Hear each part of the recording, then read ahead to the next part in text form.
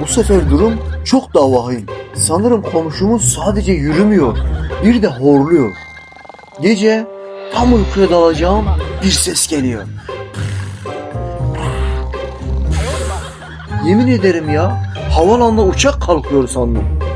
Ben yatakta Allah'ım fil mi var horluyor, yoksa komşu hortumunu mu temizliyor? Kapıyı açtım, bir baktım komşu burnunu çekiyor.